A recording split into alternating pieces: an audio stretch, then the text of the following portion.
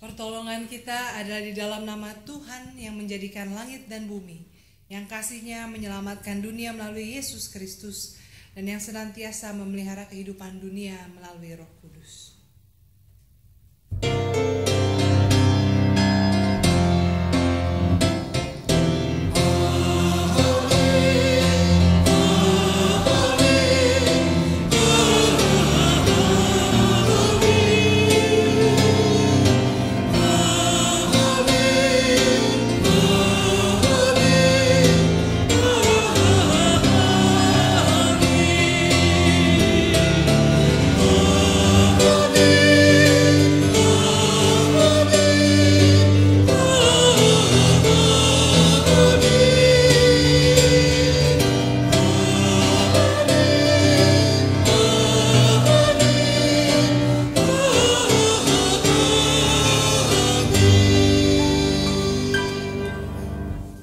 Damai Tuhan beserta saudara sekalian dan besertamu juga.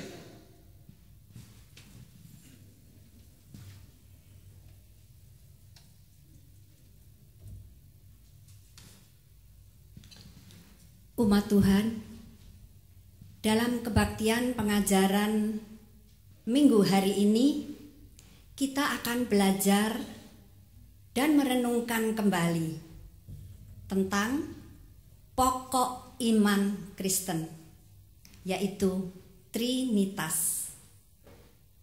Agar pemahaman kita tentang hakikat Allah kembali disegarkan dan dikuatkan, sehingga kita mampu untuk menghidupi iman kepada Allah Trinitas di dalam kehidupan kita sehari-hari.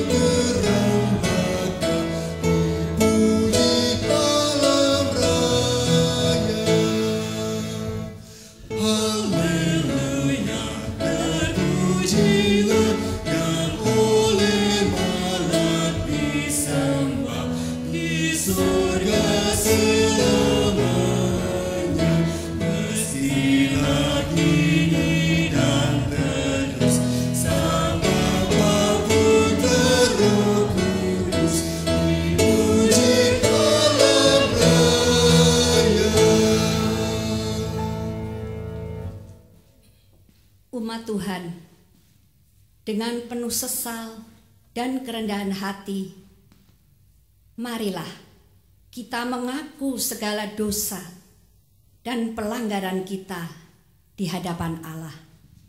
Mari kita berdoa. Allah yang Maha Kasih, kami datang ke hadirat-Mu dengan segala kerendahan hati untuk mengakui bahwa di dalam perjalanan hidup beriman kami seringkali memfokuskan pada hal-hal yang tidak menurut kehendak-Mu. Bahkan seringkali kami lupa untuk mengasihi-Mu dan mengasihi sesama kami. Kami mengikuti kata, hati, dan kehendak diri sendiri. Ya Tuhan, ampunilah kami, karena selama ini kami berjalan dengan pemahaman kami sendiri. Tolonglah kami ya Tuhan, untuk membuka dan mengisi hidup ini dengan kasih dan pengampunan dari-Mu. Terima kasih ya Tuhan. Dalam nama Tuhan, Juru Selamat kami yang hidup, kami berdoa. Amin.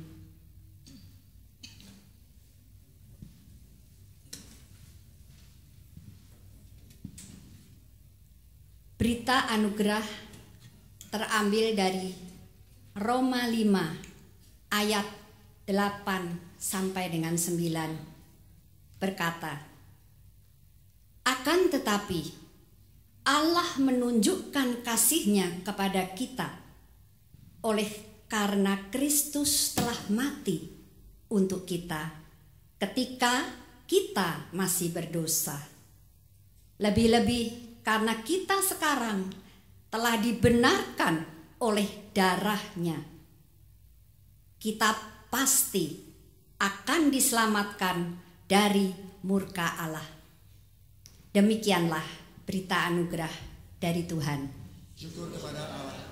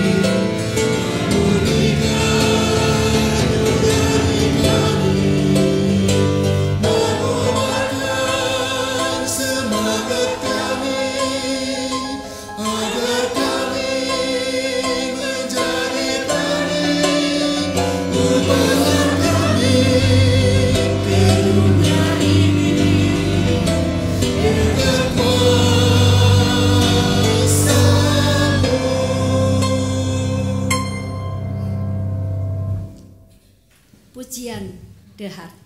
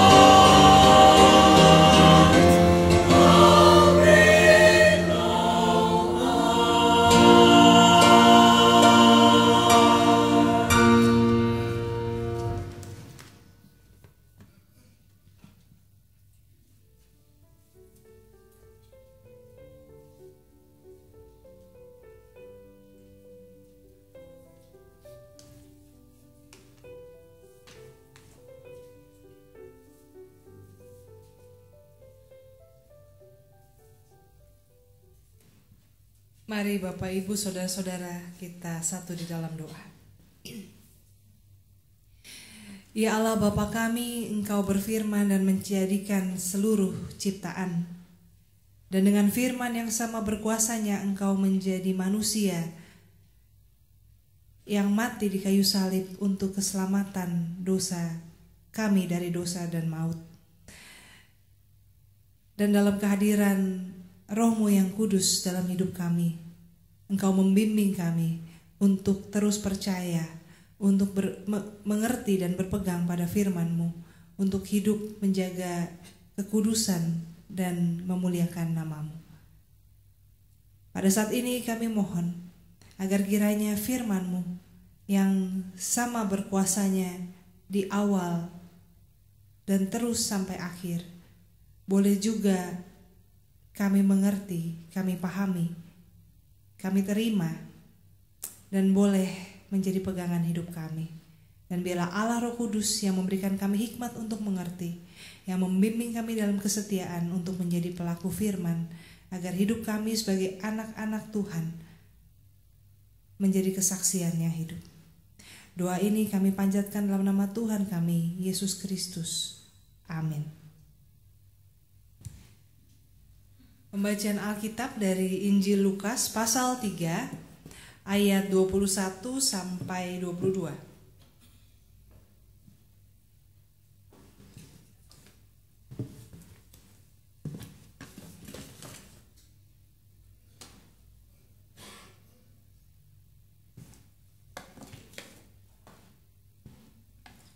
Lukas 3 ayat 21 dan 22 demikian. Ketika seluruh orang banyak itu telah dibaptis, dan ketika Yesus juga dibaptis dan sedang berdoa, terbukalah langit dan turunlah Roh Kudus dalam rupa burung merpati ke atasnya, dan terdengarlah suara dari langit, "Engkaulah anakku yang kukasihi, kepadamulah aku berkenan." Demikian pembacaan Injil Kristus. Yang berbahagia kita yang mendengar dan yang memeliharanya. Haleluya.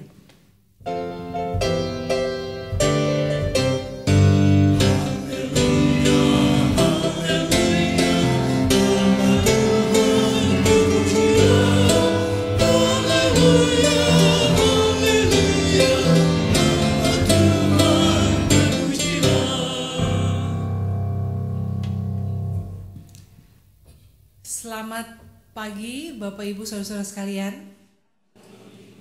Hari ini bacaan kita tidak menggunakan bacaan leksionaris dan tidak sesuai dengan hari raya gerejawi, tapi kita mau masuk dalam khotbah pengajaran katanya ya, walaupun setiap khotbah itu adalah suatu pengajaran, tapi ini lebih sifatnya tematik dan dogmatik ya. Jadi nggak ada banyak contoh-contoh cerita lucu, aplikasi kehidupan suami istri, orang tua dan anak dan sebagainya. Tapi kita mau bicara tentang core, inti dari pengajaran kekristenan. Tapi tentu juga kalau yang inti itu seharusnya tentu aplikatif, bisa kita terapkan dalam kehidupan kita. Nah, Bapak Ibu, saudara-saudara, saya mau mulai bicara soal Allah Tritunggal. Saya mau bicara dulu sebetulnya soal salah kaprahnya kita. Ya, salah kaprahnya orang Kristen tentang Allahnya yang ia imani. Salah satu contohnya salah kaprah yang belakangan ini sering muncul dan buat saya agak-agak mengganggu sih adalah ini. Bapak Ibu tahu nggak ini apa? Jesus bless you ya. Kenapa Jesus bless you? Kan orang Kristen. Ya, kalau orang Buddha bless you ya. Terus kalau orang Muslim Muhammad bless you, Allah bless you gitu ya. Kenapa? Barangkali. Tapi kenapa tadinya kan GBU ya, God bless you. Kenapa jadi Jesus bless you? Nah ini sebetulnya ya memang kan Yesus kan adalah Allah ya, betul juga. Tapi bukankah Allah yang kita kenal adalah Allah Tritunggal? Kita nggak bilang Holy Spirit bless you. Udah benar sebetulnya God bless you, udah kan, Allah Tuhan memberkati. Tapi karena kita sebetulnya mau nunjukin kan kalau kita Kristen, makanya Jesus bless you. Tapi ini jadi sebenarnya salah kaprah nih. Kita yang tadinya Allah Tritunggal, kita menjadi Allah yang parsial. Lalu sekarang juga kan tadinya kan semua demi kemuliaan Tuhan, kemuliaan Allah. Sekarang demi kemuliaan Yesus. Tuhan Yesus aja nggak pernah bilang begitu loh. Kita menjadikan Yesus sebagai Allah dan mengganti konsep Allah Tritunggal dengan Yesus saja. Sebetulnya itu karena apa? Tekanan identitas. Mau nunjukin ini kalau orang Kristen bedanya di sini. Nah, jadi kadang-kadang sebetulnya salah kaprahnya itu ada di kita. Waktu itu saya juga pernah ditanya ya, datang ke sini sama siapa gitu. Sendiri. Terus saya bilang enggak, bersama dengan Allah gitu ya. Enggak, bukan saya ngomong, ada yang ngomong enggak, sama Tuhan dong, kemana-mana selalu sama Tuhan. Terus saya iseng, iya sama Allah Bapa, Anak dan Roh Kudus. Lalu ada yang bilang, wah kalau kayak gitu mesti nggak bisa naik motor, itu mesti naik mobil karena udah 4 penumpangnya. Artinya ini bercandaan orang Kristen ya, misalnya orang gereja ini lagi ketemu di gereja bercanda, kok jadi 4? Artinya kan berarti kan dihitung Allahnya 3 dong gitu kan. Nah jadi di kalangan orang Kristen sendiri kita nggak punya pemahaman yang clear tentang Allah Tritunggal. Nah ini salah kaprah. Lalu kemudian ketika ada orang berusaha menjelaskan, biasanya dipakai analogi seperti ini ya, bahwa Allah Bapa itu adalah matahari, Yesus adalah sinarnya, dan Roh Kudus itu adalah panasnya, tapi tetap satu. Yang lumayan membantu untuk dimengerti, tapi antara matahari dengan ya ini masih agak oke lah gitu ya, masih agak oke. Tapi sebetulnya juga kan antara matahari dengan sinar dan panas itu derajatnya beda ya. Tapi ini paling mendingan. Lalu ada lagi yang mengatakan seperti bunga. Bunga tuh kan ya misalnya, atau bunga atau tanaman gitu ya, ini ada contoh bunga. Ada bunganya, ada batangnya, ada daunnya, tapi satu. Tapi ini juga beda, karena coba ya kalau orang ngasih bunga lalu rontok daunnya, masih diterima, bunga mawar tanpa daun. Tapi coba kalau kita ngasih bunga kelopaknya udah rontok, kita kasih tinggal batang sama daunnya, orang apaan ini gitu kan. Nah lalu ada lagi yang memberi analogi seperti ini. Ya kan misalnya istri ibu ini di rumah dia adalah seorang ibu, terhadap anak-anaknya dia seorang ibu, di kantor dia adalah karyawan atau bos. Lalu kalau ke gereja dia adalah penatua. Ya saya sengaja pakai ibu, bapak ibu supaya nggak apa-apa laki-laki gitu ya. Kan biasa kan bapak karyawan dan ayah gitu ya, nggak apa-apa, ibu kan intinya sama. Tapi ini sebetulnya juga tidak menggambarkan Tritunggal, karena ini predikat, pekerjaan, suatu hal yang dilakukan. Dan ini memang upaya-upaya membantu, tapi juga kadang-kadang kita sebetulnya tidak menunjukkan bahwa kita paham. Nah, saya terus terang ya, saya lagi mikir ntar apa yang saya jelaskan belum tentu juga pulang dari sini Bapak Ibu paham juga gitu ya. Jadi saya nggak mau mengatakan ini semua salah, saya menjelaskan yang lebih benar, nggak begitu sih. Tapi kita mau sama-sama kita merenung menggunakan akal budi yang Tuhan karuniakan untuk memahami mengenal Tuhan. Nah, padahal dalam kekristenan ya, Bapak Ibu hanya ada 2 dogma yang tidak bisa digeser. Ketika ini digeser, maka apapun kekristenan itu tidak lagi bisa disebut sebagai kekristenan. Kekristenan ada banyak macamnya ya. Ada Katolik, Ortodoks, Protestan ada Lutheran, Calvinis, lalu ada Zwingli, ada Metodis, ada Mennonite, lalu kemudian ada gereja Baptis ada Baptis, terus lalu jadi Pentakosta jadi karismatik, lalu sekarang ada gereja-gereja modern yang katanya interdenominasi dan sebagainya, banyak banget. Kadang-kadang ya pokoknya kita bilang ya, pokoknya tetap di depan ada salib ya, tetap Allah Bapa, Anak dan Roh Kudus ya kan, dan itu benar. Selama gereja itu memahami bahwa Allah berinkarnasi dalam diri Yesus ya, bahwa Yesus adalah anak Allah dan Allah Tritunggal, Allah Bapa, Anak dan Roh Kudus, maka gereja itu atau aliran denominasi itu adalah tetap Kristen. Emang ada gereja yang nggak percaya Allah Tritunggal? Ada. Contohnya misalnya gereja Arianis, ya, mereka mengatakan diri sebagai Kristen karena perpecahannya udah dari sejak abad ketiga, abad-abad awal gereja. Sejak abad ketiga antara gereja yang dipimpin oleh Arius ya dan Tertullian itu pokoknya ada dua kubu ya. Makanya kemudian ada Konsili Nicea Konstantinopel, di situ pengakuan iman Nicea Konstantinopel dan sebagainya bicara tentang Allah Tritunggal. Nah, Arianisme itu sampai sekarang masih ada walaupun nggak berkembang banyak. Mereka Kristen ya pakai Alkitab, Perjanjian Lama, Perjanjian Baru, tapi mereka tidak memahami Allah sebagai Allah Tritunggal. Tapi Allah yang gantian, pakai babak. Babak 1 Allah Bapa, kisah penciptaan ya. Babak 2 Yesus Kristus, kisah penyelamatan. Lalu kemudian babak 3 Roh Kudus. Jadi ganti peran pakai babak. Nah,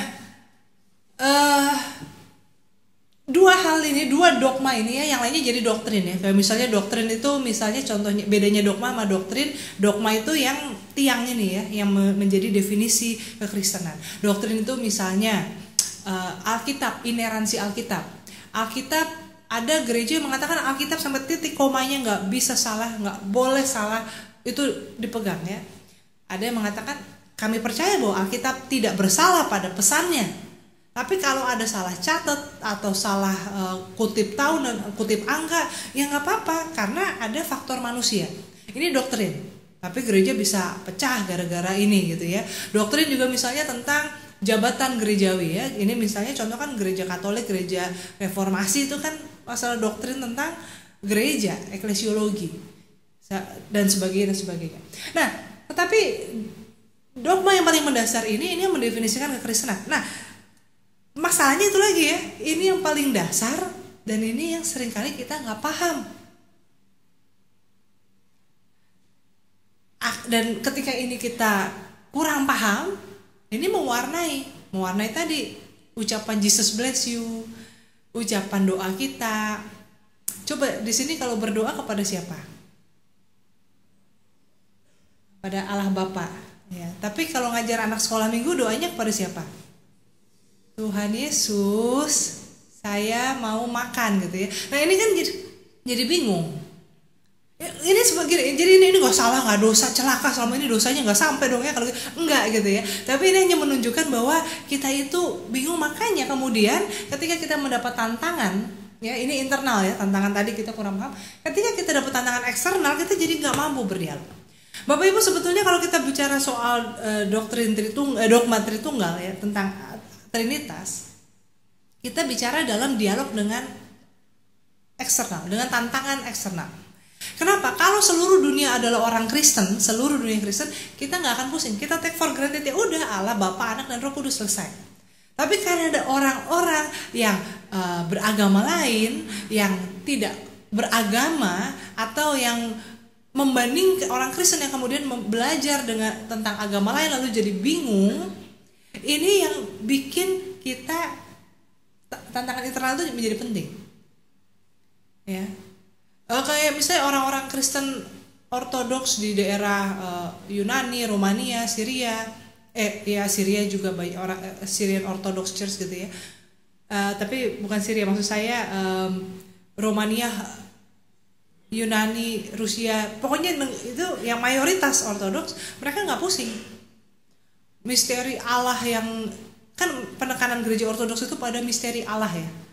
Jadi kalau gereja Reformasi berusaha menjelaskan, karena Reformasi itu kan era pencerahan, Aufklärung, Enlightenment, penggunaan akal budi, berusaha menjelaskan sejelas-jelasnya katekisasi, perdebatan rasio ilmu dengan iman. Kalau di gereja Ortodoks mereka nggak terlalu pusing, karena penekanan mereka adalah pada misteri Allah. Dan oleh karena itu, karena tantangan eksternalnya tidak terlalu berat, mereka udah tenang gitu ya.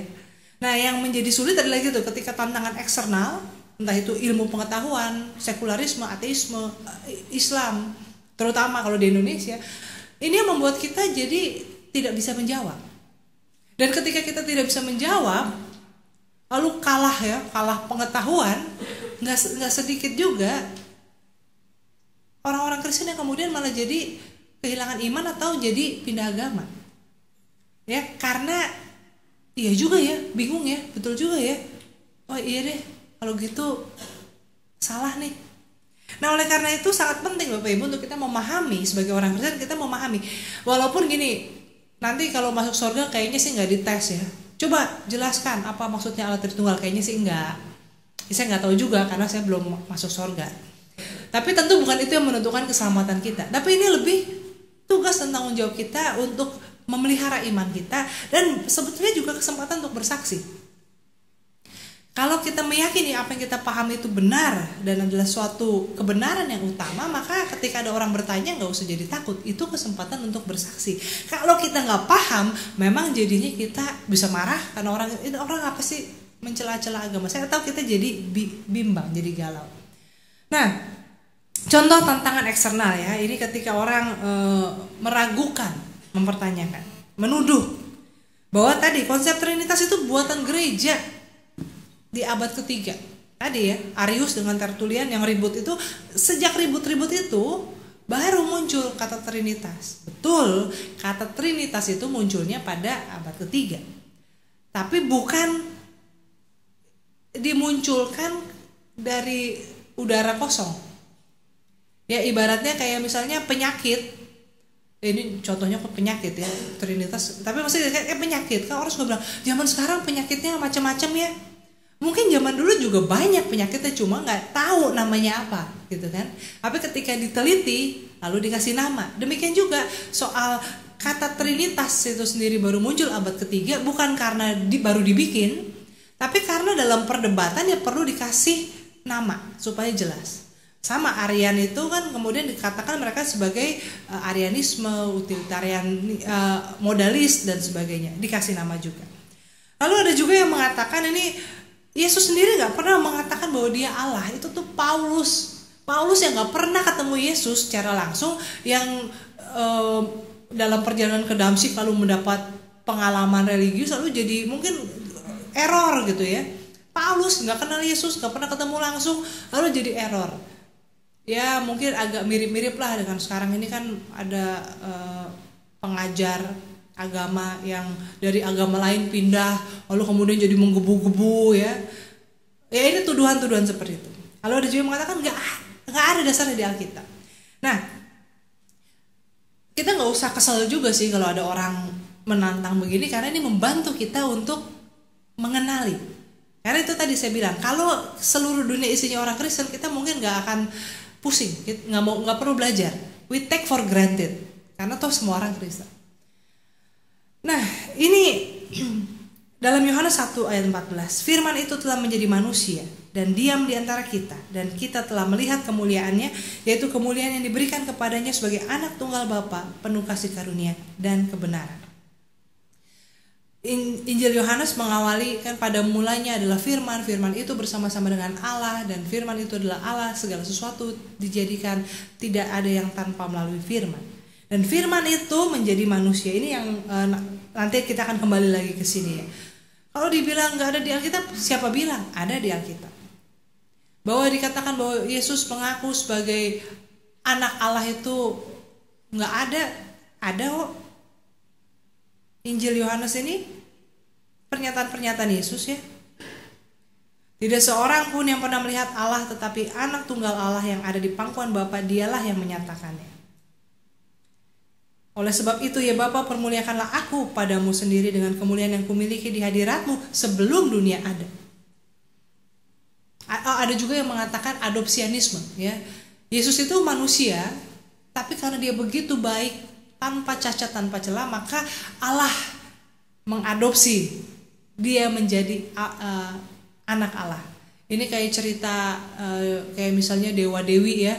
Kayak kalau nggak salah Dewi Kuan Im misalnya gitu ya, karena sebagai manusia begitu baik, ketika dia mati berinkarnasi dia jadi dewi atau jadi dewa dan sebagainya. Adopsianisme istilahnya. Tapi enggak, di sini Yesus sendiri berkata, sebelum dunia ada, kemuliaan itu sudah kumiliki di hadirat Bapa. 1 Yohanes 4 ayat 9, dalam hal inilah kasih Allah dinyatakan di tengah-tengah kita, yaitu bahwa Allah telah mengutus anaknya yang tunggal ke dalam dunia supaya kita hidup olehnya.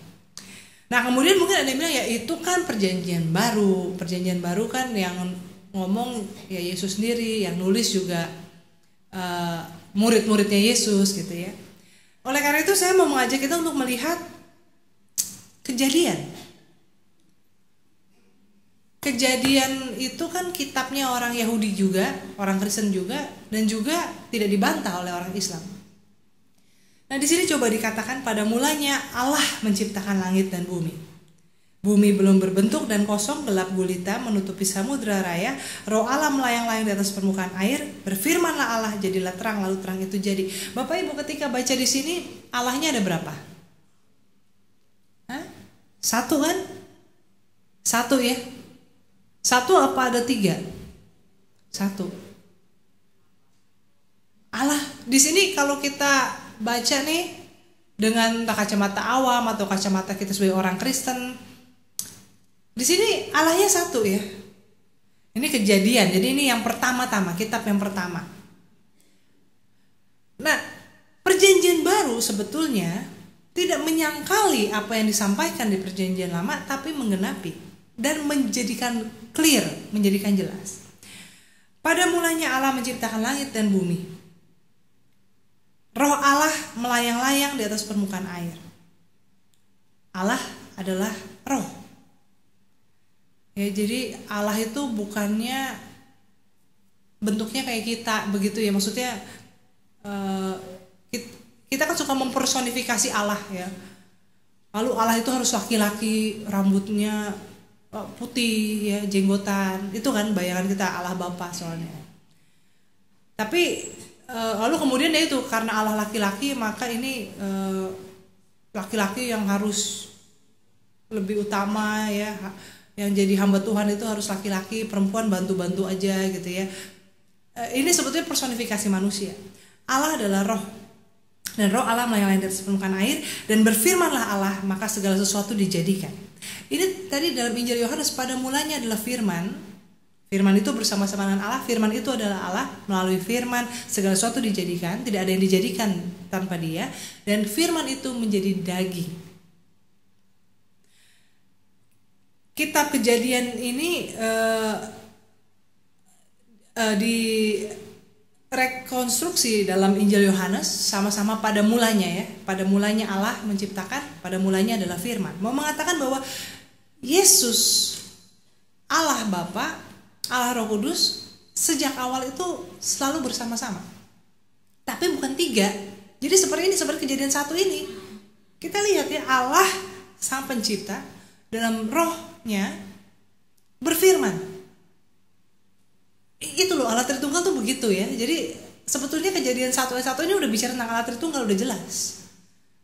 Yang bikin jadi gak jelas itu karena kemudian kita mempersonifikasi Allah Bapa yang tadi ya, rambutnya putih, jenggotan, ada di surga, duduk di singgasana. Lalu Yesus Kristus ya, yang rambutnya pirang kali ini kan, atau matanya biru dan sebagainya. Lalu Roh Kudus kita gambarinnya burung merpati gitu ya.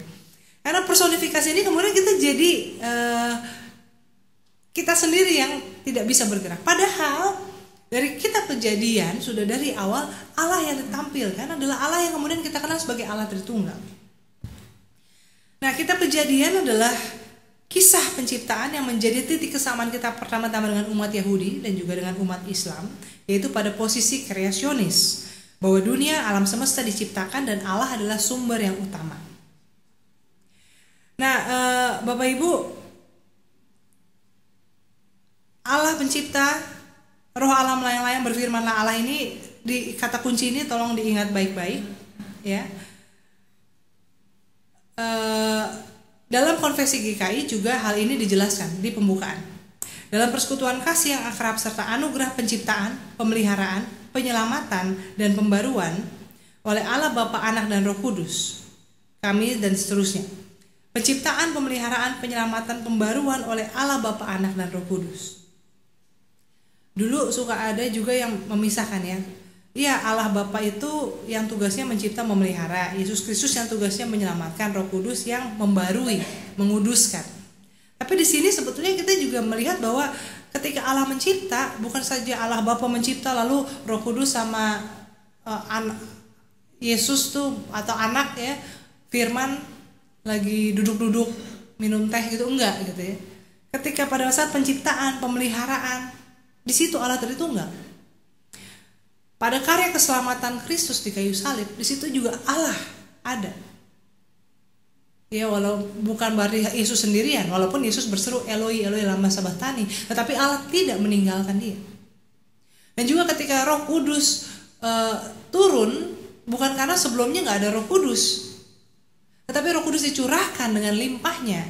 Kalau dulu hanya kepada para nabi, sekarang kepada setiap yang percaya. Nah, kembali lagi tadi soal kisah penciptaan. Ini ada satu bagian yang kemudian bikin orang juga jadi kesandung. Karena Kejadian 1 ayat 26 dikatakan, baiklah kita menjadikan manusia menurut gambar dan rupa kita. Lalu, kita di sini siapa ya? Kita di sini mungkin 3, ya kan? Allah Bapa ngomong ke Yesus, lalu ke Roh Kudus. Kalau mulai bingung sini, ingat lagi tadi Kejadian 1 ayat 1 sampai 3 pas kita baca nggak ada kesan Allahnya ada 3 ya. Allah Tritunggal. Atau jangan-jangan Allah ngomong sama malaikat. Tapi sebetulnya ini penjelasannya jauh lebih sederhana daripada yang rumit-rumit. Kata kita ini adalah gaya bahasa yang sopan. Tapi kalau di bahasa Indonesia jadi kayaknya kita tuh rame-rame, kan anak sekarang kan gitu ya, kita lo aja kali gitu ya. Karena kita itu banyak. Tapi zaman dulu bahkan sampai sekarang, kayak misalnya kalau Ratu Inggris address speech ya, dia nggak akan menyebutnya I, dia nggak akan menyebut dirinya I, tapi we. Contohnya lagi kemarin misalnya kayak orang zaman dulu saya lihat suka ngomong kita ya, kita lapar nih gitu ya, padahal maksudnya dia gitu. Contohnya Pak Jarod tuh kan suka ngomong kami. Saya pikir kami itu siapa, ternyata maksudnya dia kan. Itu bahasa sopan santun. Jadi penjelasan kata kita dalam Kejadian 1 ayat 26 ini jauh lebih sederhana daripada tafsir-tafsir. Ini adalah gaya bahasa yang menggambarkan kesopanan. Kalau ratu aja address herself as we, maka ketika Allah digambarkan berbicara demikianlah. Gitu ya. Jadi karena kayaknya kalau Allah bilang aku mau begini gitu ya, aku tuh kayaknya paham ya Bapak Ibu ya. Jadi Kejadian 1 ayat 26 ini adalah gaya bahasa, bukannya Allahnya menjadi plural. Nah, kembali tadi, ketika Allah menciptakan, memelihara, menyelamatkan dan memperbarui, dan manusia diciptakan serupa dengan Allah, maka ada beberapa hal yang bisa membantu kita untuk memahami Allah Tritunggal. Melalui manusia kita bisa mengenali Allah, melalui interaksi dengan Allah, pewahyuan, nubuat, dan juga personifikasi. Kita suka merasa ya, kalau saya aja bisa begitu sayang, begitu ingin yang terbaik untuk anak saya, apalagi Bapa di surga untuk anak-anaknya misalnya. Ya, itu kan ketika kita diciptakan serupa dengan Allah dalam citra Allah, maka kita bisa membayangkan Allah yang tidak kelihatan. Tapi Allah yang tidak kelihatan itu jangan kita batasi hanya pada diri kita. Ya kita memang suka ngomong, coba kalau gua Tuhan sih orang kayak gitu udah lama almarhum gitu ya. Lalu orang bilang ya untung kamu bukan Tuhan. Tapi gitu ya, kita kadang-kadang kita dimampukan untuk memahami Allah melalui pergumulan kita, tapi jangan membatasi Allah dengan cara pikir kita. Manusia diberi tugas menjadi mandataris Allah untuk menjaga ciptaan. Bukannya playing God untuk menghancurkan. Tapi ketika kita diciptakan serupa dalam citra Allah adalah untuk menjaga ciptaan. Nah, ini juga menjawab ketika kemudian ada yang bertanya, kenapa kalau gitu Allah harus menjadi manusia? Kenapa firman itu menjadi daging menjadi manusia? Kenapa nggak jadi misalnya kerbau atau jadi sapi? Ya kan orang Hindu misalnya di India kan percaya ada sapi yang merupakan titisan dewa. Kenapa jadi manusia? Ya karena dari awal pemahaman teologis kita adalah manusia diciptakan sebagai wakil Allah untuk mengelola dunia. Ya bahwa kemudian teologi Kristen dibandingkan dengan teologi Hindu misalnya ya, kalau gitu teologi Hindu lebih menyayangi binatang, ya terserah lah gitu ya. Tapi kita nggak usah kesana dulu. Kita mau mengatakan menjawab kenapa Allah menjadi manusia, karena dari awal, dari kisah penciptaan, manusia diciptakan serupa, segambar dengan Allah untuk menjadi mandatnya, untuk menjadi perwakilan Allah di tengah dunia. Nah, maka kalau Allah mau menebus, menyelamatkan, ya jadi manusia, bukannya jadi makhluk hidup yang lain. Ya, nggak jadi pohon misalnya atau yang dan sebagainya.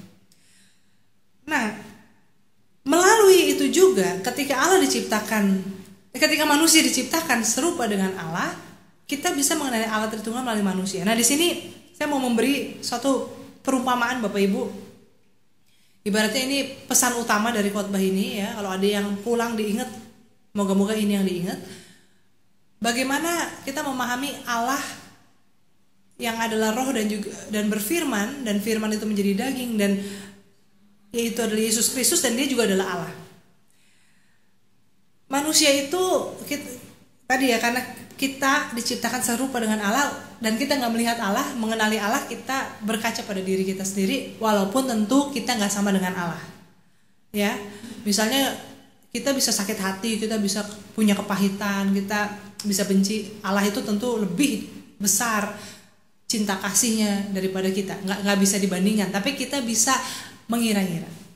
Nah, untuk mengenal Allah Tritunggal, mari kita melihat diri kita sendiri. Manusia itu terdiri dari tubuh, jiwa, dan roh. Ini tentu bisa diperdebatkan. Dasarnya apa tubuh, jiwa, dan roh? Ini adalah pemahaman Kristen ya. Semoga Allah memelihara tubuh, jiwa, dan rohmu tidak bercacat dan sempurna sampai kedatangan Yesus Kristus yang kedua kali. Tubuh, jiwa, dan roh. Apa bedanya? Tubuh jelas ya, tubuh ini yang bisa lapar, yang bisa kepanasan, yang bisa ngantuk. Tubuh yang dengannya orang dikenali. Itu kayaknya pernah lihat tuh ya. Ya kan, tubuh. Jiwa adalah ekspresi dari kondisi yang dialami oleh tubuh atau roh. Dan roh adalah kendali atas tubuh dan jiwa, pikiran, nilai, sudut pandang dunia. Kalau bedain tubuh dengan jiwa dengan roh mungkin agak gampang. Itu orang, misalnya itu orang cakep-cakep tapi hatinya busuk. Nah ya kan, kita udah bisa memperjarakan antara yang kelihatan tubuh dengan yang tidak kelihatan. Tapi jiwa sama roh itu gimana memahaminya? Nah, Bapak Ibu, roh itu bukan Roh Kudus ya. Semua manusia memiliki roh. Roh itu adalah pemikiran kita, sudut pandang kita terhadap dunia, nilai-nilai kita, logos. Bukan IQ ya, bukan berarti kalau orang yang IQ-nya tinggi berarti rohnya lebih bagus daripada IQ-nya jelek. Enggak. Ini soal set of value, ini soal cara pandang dunia. Jiwa adalah ekspresi. Saya kasih contoh gini. Ada dua orang yang sehati sepikir, satu roh.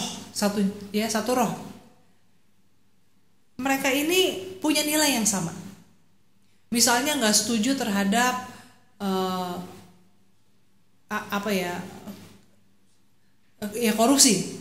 korupsi ini deh. Seperti saya gitu ya, misalnya saya nggak suka dengan pemakaian plastik atau pencemaran lingkungan. Saya punya teman yang juga berpikir sama. Ini roh, nilai, sudut pandang dunia. Maka sebisa mungkin kami pakai sapu tangan, bawa botol, ya, nggak menolak beli apa-apa dalam kemasan dan sebagainya. Jiwa adalah ketika kami melihat ada orang yang boros apa-apa dalam kemasan, apa-apa dibungkus plastik, apa-apa sekali pakai langsung dibuang. Ya, yang satu bisa, katakanlah saya yang baiknya gitu ya kan, pendeta yang lagi kasih contoh sekali-sekali nggak apa-apa lah ya. Saya akan aduh, sebetulnya nggak sejalan dengan pemikiran saya, nggak suka saya, tapi ya udahlah, mungkin dia belum sadar. Nah, teman saya bisa sebaliknya, dia bisa langsung maki-maki orang itu gitu ya. Itu ekspresi jiwa, ya. Itu tadi, misalnya punya orang juga seringkali gini, orang kalau misalnya ya mencari pasangan, orang tuh lebih mementingkan jiwa, pembawaan. Orangnya sabar, kalau ngomong lemah lembut.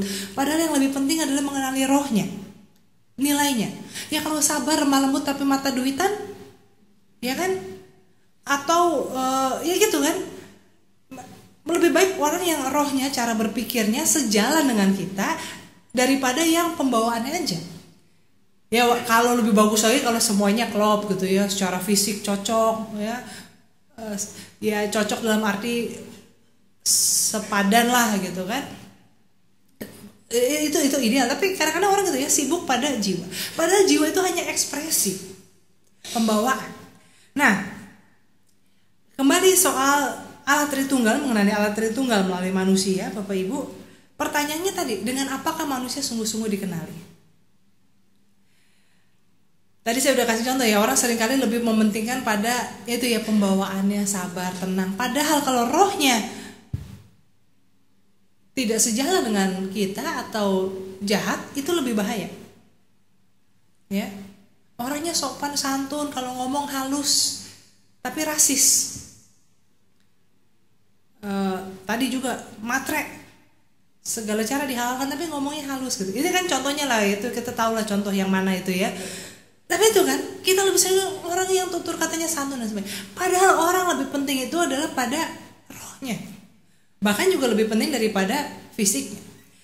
Dengan apa manusia sungguh dikenali? Seharusnya adalah gagasannya, rohnya.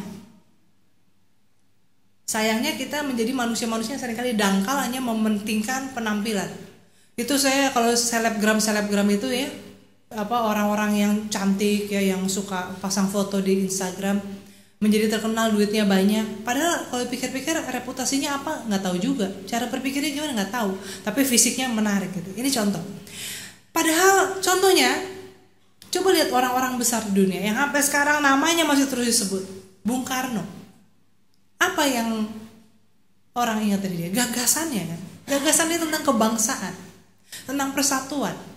Dan kalau kita mau ngomong Nabi Muhammad misalnya, kenapa sampai sekarang masih terus? Ya dan mungkin seterusnya ya, karena kan pemikirannya, wajahnya nggak boleh digambar, nggak ada yang tahu seperti apa wujudnya. Yesus ya demikian juga gitu ya, tapi Yesus kan bukan manusia. Paulus kita juga nggak tahu mukanya kayak apa, tetapi pemikirannya, gagasannya tetap. Nah jadi sebetulnya kalau tubuh, jiwa, dan roh ini tiga-tiganya penting saudara-saudara ya. Tadi ya misalnya orang punya nilai yang baik, tapi kalau pembawaannya kasar, nggak sabaran, juga seringkali maksud baiknya nggak sampai. Tubuh juga kita harus pelihara, jangan sakit-sakitan. Kalau tubuh kita sakit-sakitan, kita punya niat baik, kita punya pesan-pesan yang baik juga nggak bisa sampai karena tubuh kita terbatas. Tubuh, jiwa, roh sama pentingnya. Tapi kalau yang mendefinisikan manusia adalah rohnya. Nah, bagaimana melegasikan gagasan? Pertama-tama mewujudkannya dalam perkataan dan perbuatan. Ya. Tapi Bapak Ibu pernah nggak, misalnya dengar orang berbicara pengkhotbah gitu ya, aduh bagus banget, tolong dicatat dong, dibikin buku. Ini pemikiran yang bagus. Kalau dibikin buku kenapa bisa disebar? Zaman sekarang sih orang udah nggak usah nulis buku ya, direkam masuk YouTube. Dan kita makin malas baca buku. Tapi kalau zaman dulu sebetulnya sampai sekarang mah juga lebih baik kalau dibukukan. Karena apa? Bisa dibaca kan. Dan kalau YouTube itu orang, saya ngomong begini, saya nyiapinnya nih 6 halaman nih Bapak Ibu ya, ngomongnya ini udah pindah-pindah kan. Tapi kalau buku kan bisa dibaca, bisa ditanya dan sebagainya. Nah, sebetulnya saya nggak mau mengatakan bahwa Yesus adalah buku, tetapi ini gambaran. Kita, gagasan itu adalah logos, firman Allah. Firman, Allah berfirman, dan Allah itu tidak pernah tanpa firman. Manusia pernah tanpa gagasan, tanpa roh. Kita waktu bayi lahir belum ngerti kan, kemudian kita ditanamkan nilai-nilai dan sebagainya. Lalu kita makin berkembang.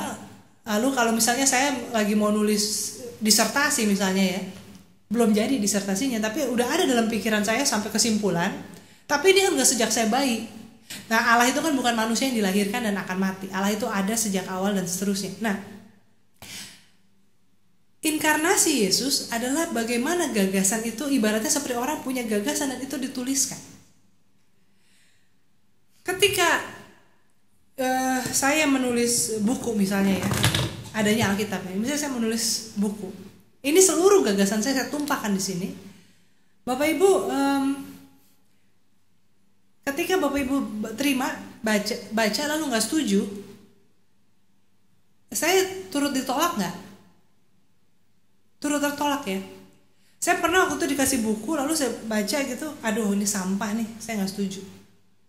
Saya nggak kenal sih siapa penulisnya. Tapi ketika saya menganggap ini sampah ya, nggak bagus, maka saya juga pasti akan memandang orang yang menulis itu sebagai orang yang gak sejalan dengan saya. Karena gagasan kita adalah representasi dari kita. Firman Allah yang menjadi manusia dalam diri Kristus adalah cara Allah untuk menjelaskan. Karena melalui nabi-nabi, melalui orang yang menyampaikan pesan, orang gak ngerti dan gak ada yang bertobat. Maka satu-satunya cara adalah Allah berinkarnasi menjadi manusia, supaya orang bisa melihat, bisa mencontoh perbuatannya, dan bisa mengerti. Firman yang menjadi daging. Lalu ada lagi yang bilang, kalau Yesus itu Allah, kenapa dia bisa mati di salib? Makanya misalnya contoh ya, di kalangan Islam ada keyakinan bahwa Yesus nggak disalib, tapi Yudas. Ya.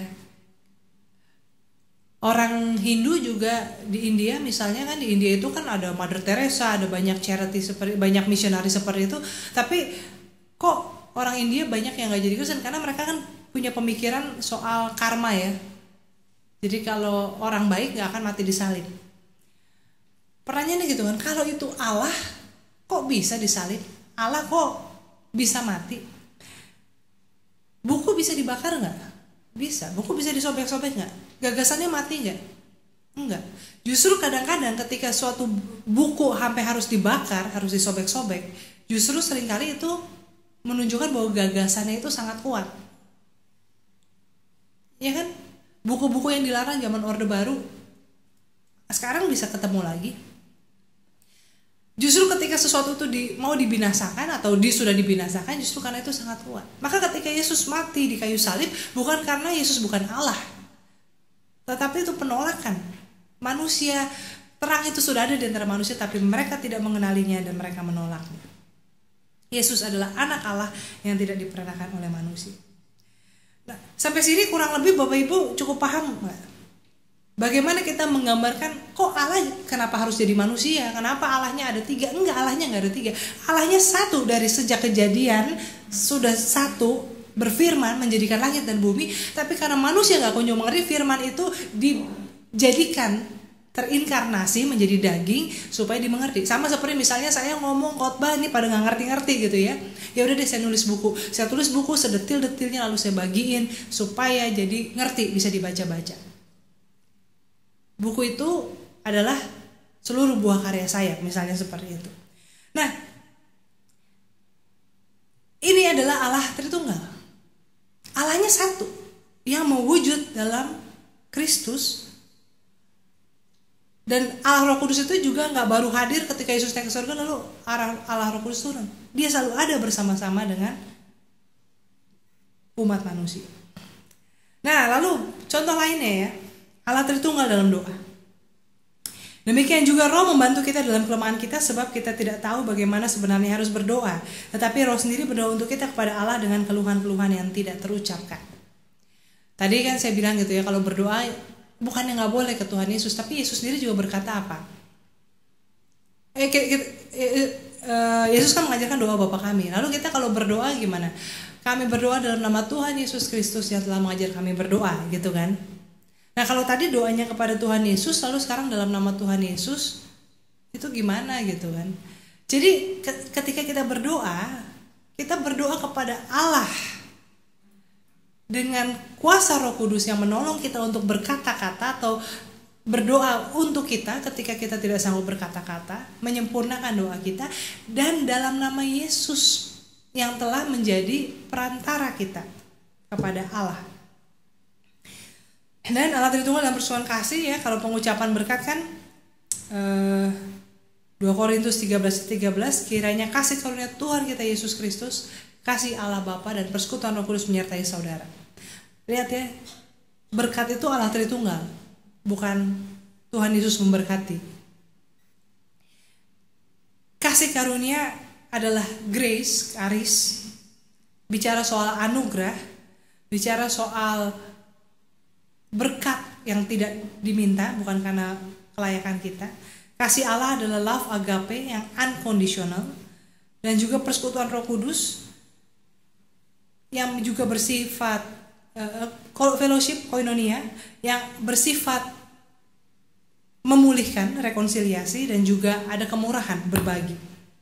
Nah, maka kalau kita hidup dalam persekutuan kasih dengan Allah, kita bicara soal orang-orang yang diselamatkan oleh anugerah. Kita tahu bahwa Allah mengasihi kita setiap hari, setiap saat baru. Tapi bukan berarti kita tetap menetap dalam dosa kita. Dan juga kita dipulihkan juga satu dengan yang lain.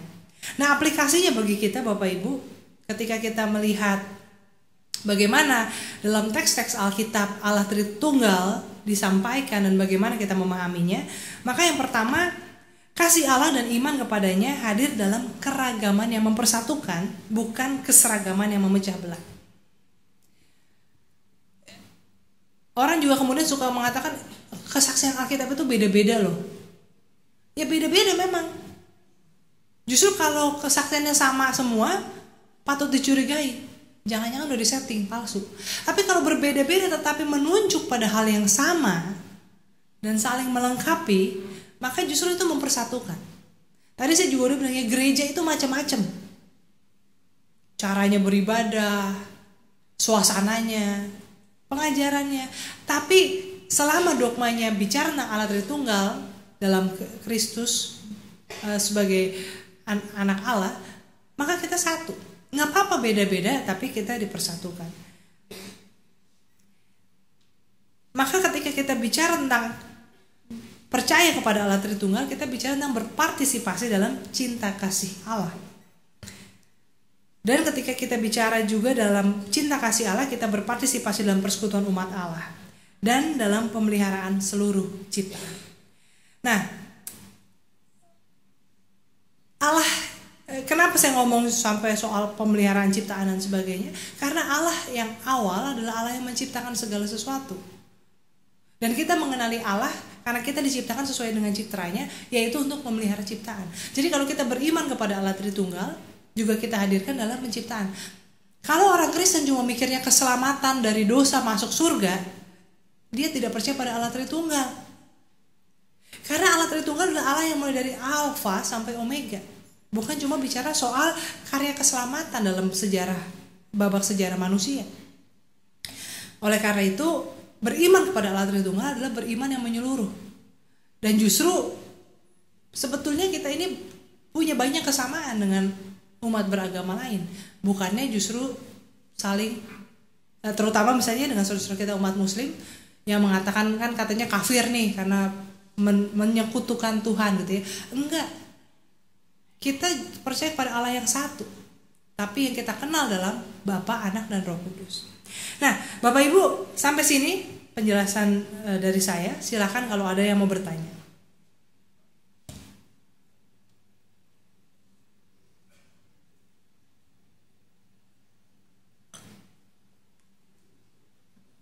Ini sama kayak kesaksian ya. Kalau kesaksian, kalau seragam artinya mencurigakan. Kalau tanya jawab nggak ada yang nanya, kemungkinan mencurigakan, kemungkinan nggak paham ini apa gitu. Ya, silakan Pak.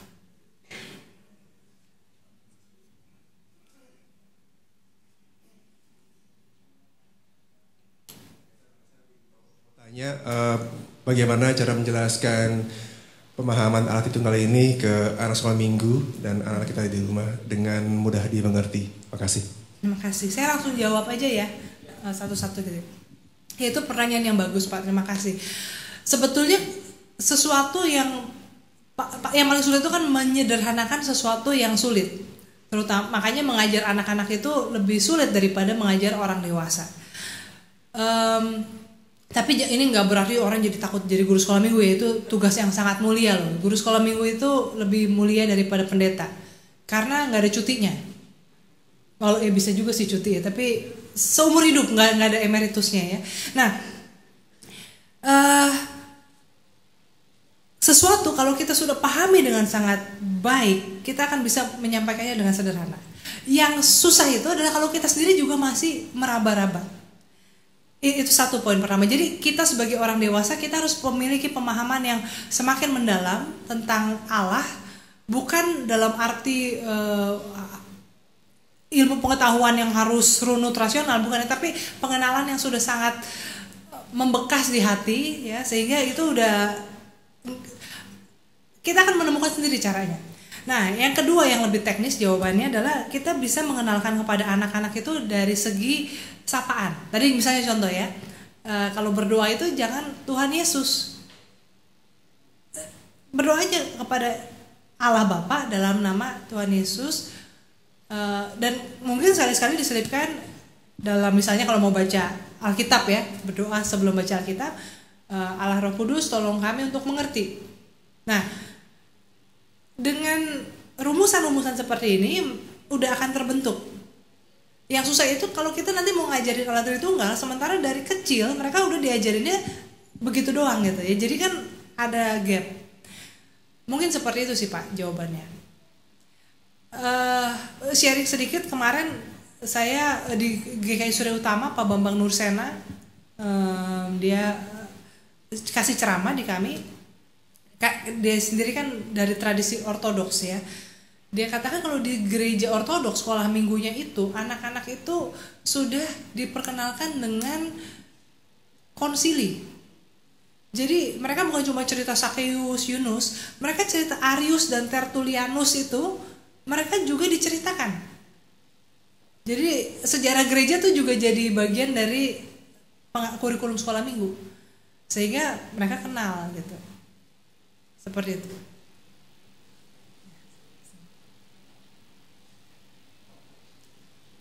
Penanya berikutnya. Oke, sebelah sini. Ini sama-sama Yolanda, saya jadi nggak enak manggilnya. Nama saya Wari. Pertanyaan saya adalah begini. Tadi Ibu mengatakan bahwa kata kita yang dalam kitab Kejadian itu yang mengatakan bahwa baiklah kita menjadikan manusia. Dan Ibu mengatakan kata kita itu adalah bentuk eufemisme atau kesopanan, ya. Tuhan nggak enak kalau bilang saya, gitu kan? Bilang kita lah, gitu kan? Demi kesopanan. Oke, pertanyaan saya adalah apakah memang pada zaman itu sudah biasa para penulis atau orang menggunakan kata kita untuk kesopanan? Karena kita dan aku maknanya berbeda. Aku itu satu, kita itu lebih dari satu. Gitu ya. Apakah kesopanan itu mengalahkan makna? Karena jangan sampai informasi berbeda hanya gara-gara kesopanan, gitu kan? Apakah sudah menjadi kebiasaan pada waktu itu menyatakan diri dengan sopan pada saat kita bertulis dengan kata kita, gitu ya? Karena setahu saya kesopanan itu biasanya diutarakan dalam bentuk-bentuk yang non formal dan bentuk-bentuk yang lisan. Misalnya kalau pidato, ya kami, Pak, itu kita, ya kan? Okay. Kalau dalam bentuk tulisan, karena jadi maknanya sangat berbeda. Ya, Oke, itu ya pertanyaannya. Nah, jadi di kitab Taurat, kejadian keluaran, bilangan, imamat dan ulangan itu ada 4 kelompok penulis. Elohim, kelompok jadi ada 4 ya, Elohim, Pris, Deuteronomi, satu lagi saya lupa. Nah, kitab Kejadian pasal 1 ayat 1 sampai pasal 2 ayat 4a itu ditulis oleh kelompok bertradisi Elohim. Sementara Kejadian 2 ayat 4b dan seterusnya adalah kelompok Yahweh, J itu ya. Nah, nanti di sampai rumah dibaca itu kayak misalnya kisah Adam diciptakan itu versinya berbeda dengan Kejadian 1 ya. Nah, memang jadi menarik bahwa penulis tradisi Elohim ini tidak banyak lagi menulis. Kalau kita lihat di kitab Taurat itu kemudian semua lebih banyak menggunakan kata Tuhan Allah daripada Allah. Bedanya jadi kalau Allah itu berarti tradisi Elohim, Tuhan Allah itu tradisi Adonai atau Yahweh. Nah, itu yang pertama. Jadi memang kan kemudian kalau kita lihat loh kok di kitab lainnya Allah menyebut dirinya aku adalah aku sih, enggak kita tuh cuma ini aja, karena memang penulisnya berbeda. Nah, kalau soal tradisi, apakah memang itu tradisi saat itu begitu, ya saya kurang tahu juga karena saya tidak hidup di zaman itu. Tapi ini memang kita juga bisa bilang gitu, aduh kamu gara-gara mementingkan tata bahasa jadi bikin bingung tafsir gitu ya kita bisa juga menyalahkan begitu. Ini kembali doktrin ineransi Alkitab mana nih yang Bapak anut ya, yang Alkitab nggak boleh dikritik atau yang gimana, tapi itu spektrum sih, bukan kanan kiri. Nah, saya tidak bisa menjawab apakah pada masa itu menjadi suatu custom, karena toh pada masa yang sama ada tradisi lain yang menggunakan kata aku, dan nggak apa-apa, baik-baik aja. Bisa jadi ini mungkin memang preferensi. Nah, tapi memang menurut arkeolog dan juga para ahli biblika itu tidak bermakna lebih selain gaya bahasa, yang walaupun mungkin memang bisa jadi tadi membingungkan. Kita ya kalau ketemu orangnya nanti di surga kita tanya aja, kamu kenapa sih ya bikin bingung gara-gara pakai kata kita gitu ya. Tapi Kejadian 1:26 kebingungan internal. Biasanya ini hanya kita-kita aja yang bingung dan tidak berbahaya. Ya. Tidak, ini bukan menjadi ayat yang sering dicomot oleh orang untuk menyerang kekristenan. Jadi nggak apa-apa gitu Pak. Ya. Terima kasih pertanyaan.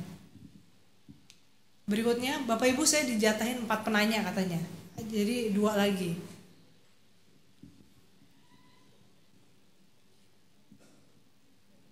Ya nggak usah dihabisin sih jatahnya ya kalau nggak ada. Oh itu ada silakan ya.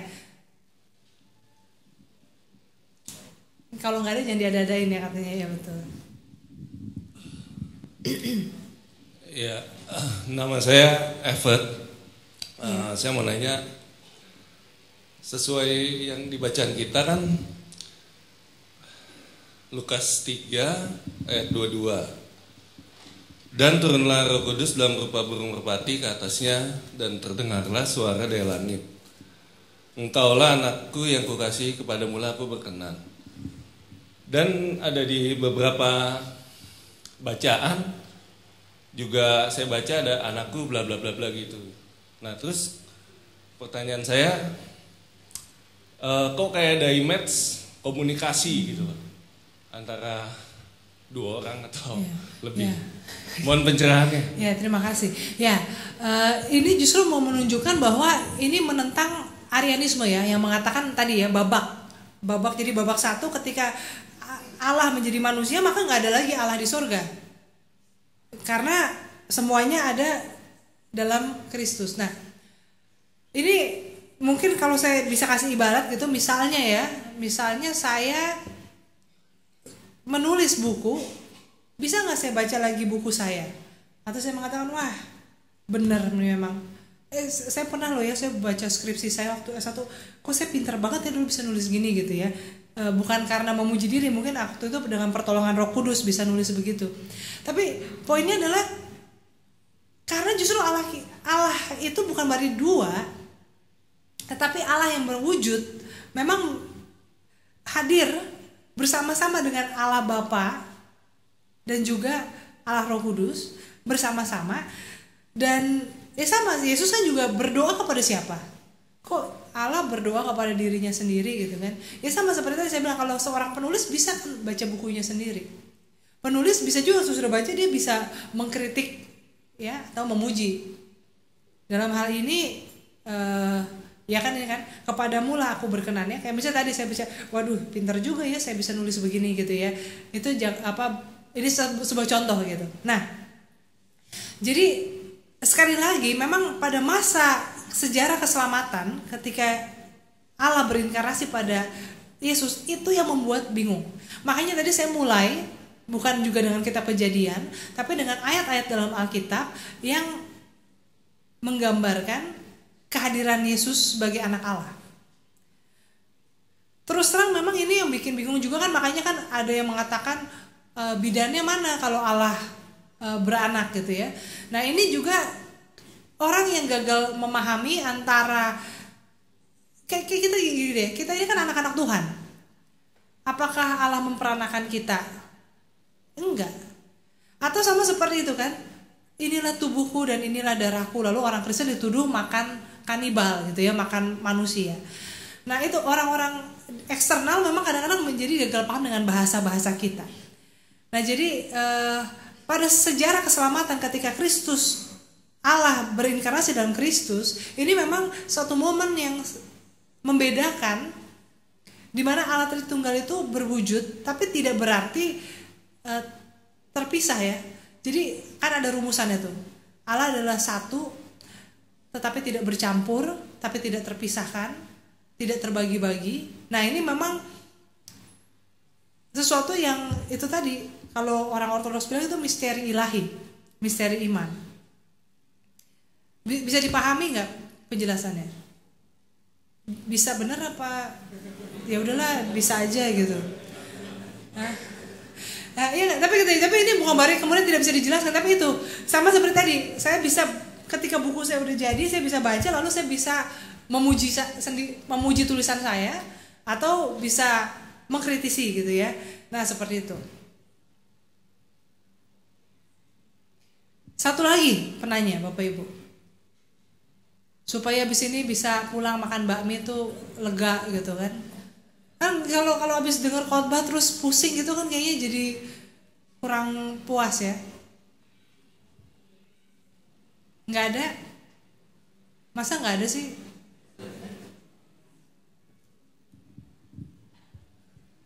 Mungkin dari kalangan penatua ada yang mau bertanya? Udah jelas ya. Makanya jadi penatua ya, karena udah jelas ya. Oke, baik Bapak Ibu, kalau memang tidak ada pertanyaan lebih lanjut, mari kita sama-sama bersaat teduh.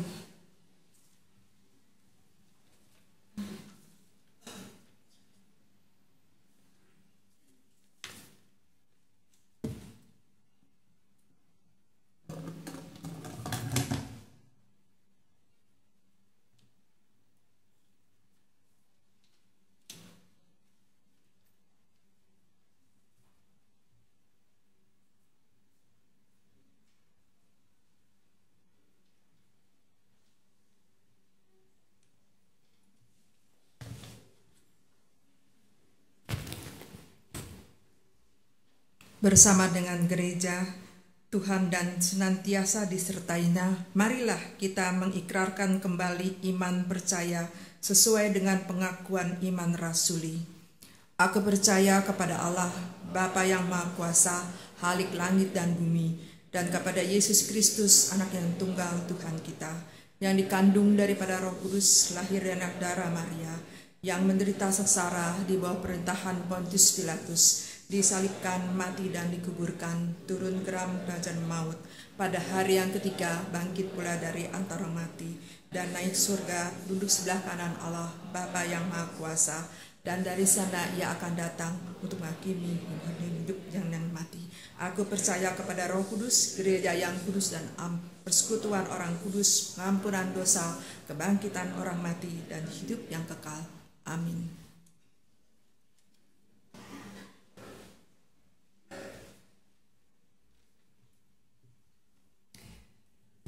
Mari kita satu di dalam doa. Tuhan Allah kami, Sang Pencipta langit dan bumi dan yang memelihara kehidupan kami mengucap syukur kepadamu karena kepada kami Kau berikan karunia iman untuk percaya di dalam Kristus Anak-Mu. Tolong kami untuk semakin memahami penyataanmu, pewahyuanmu, baik dalam hidup Kristus maupun juga melalui pimpinan firman-Mu. Biar kiranya Engkau sendiri yang membimbing kami dengan kuasa Allah Roh Kudus untuk mengenali apa yang menjadi kehendak-Mu, apa yang berkenan, dan apa yang memuliakan nama Tuhan. Pada saat ini kami juga mau bersatu hati, kami mau berdoa bagi jemaat-Mu di GKI Kafling Polri, dalam segala pergumulan kami, pelayanan kami, pertumbuhan kami, Engkau kiranya senantiasa menyertai dan memberkati. Bimbing kami untuk boleh melakukan tugas panggilan kami sebagai gereja dengan baik. Kami mau berdoa juga ya Tuhan Allah untuk umat Kristen di seluruh dunia. Dengan berbagai tantangan mereka, baik mereka sebagai minoritas yang tertindas atau mereka sebagai mayoritas yang mulai kehilangan semangat dan kekuatan iman mereka, atau mereka yang sendirian di tengah dunia sekular, atau mereka yang mayoritas tetapi penuh dengan pergumulan, kekerasan, kemiskinan.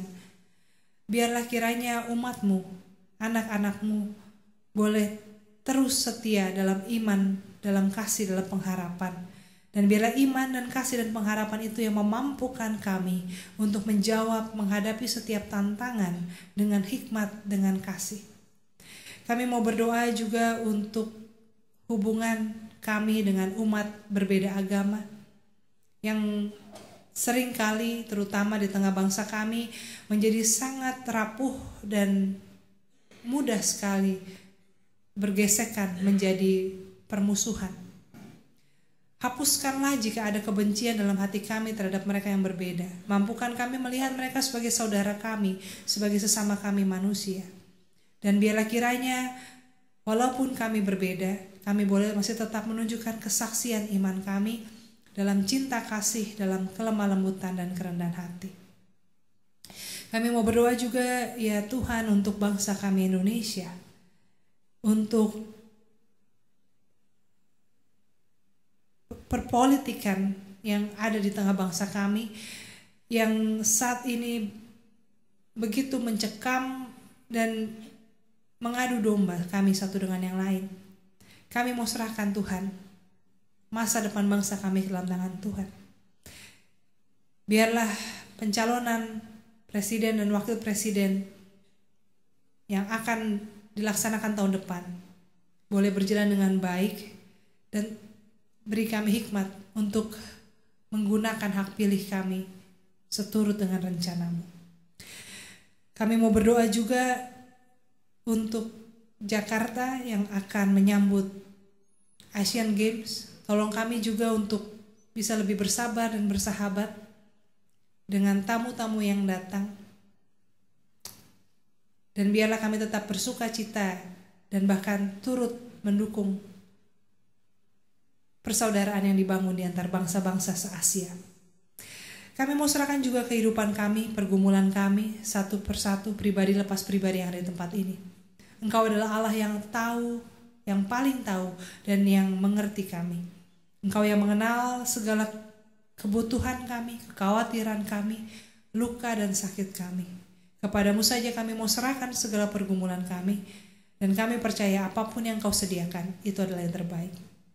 Kami mau berdoa dalam nama Tuhan kami Yesus Kristus yang telah mengajar kami berdoa.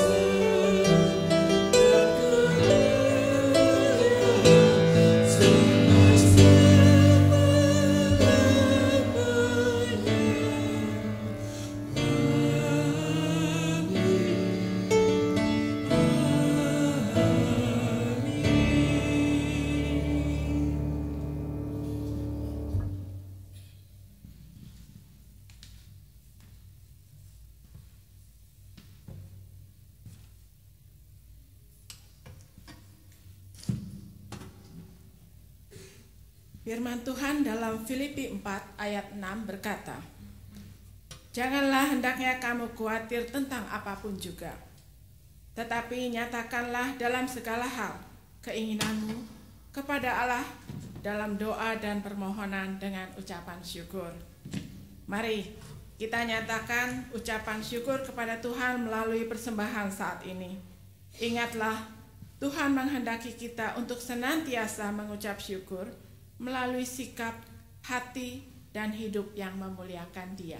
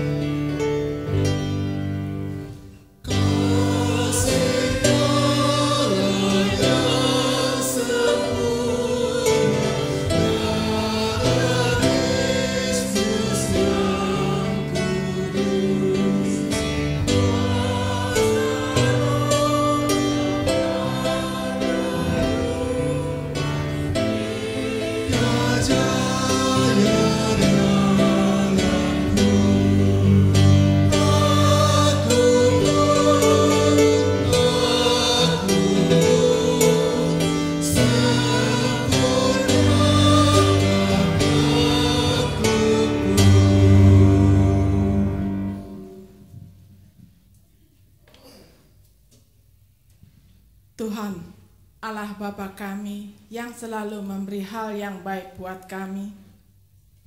Terima kasih Tuhan, pagi hari ini kami masih diberi kesempatan untuk memberi persembahan. Terima kasih Tuhan, kalau Engkau terus memberi berkat kepada kami setiap hari, dan itu bisa menunjang kehidupan kami.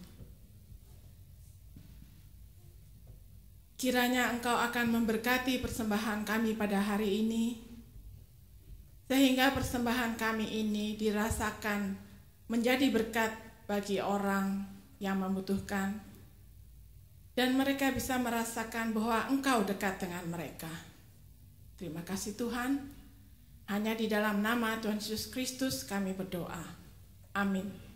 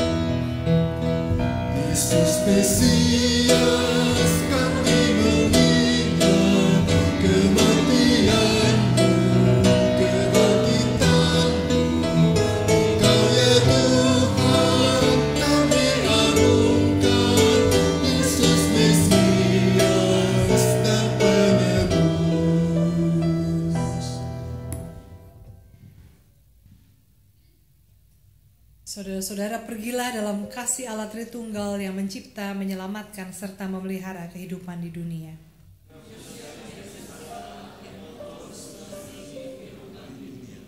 Terimalah berkat-Nya.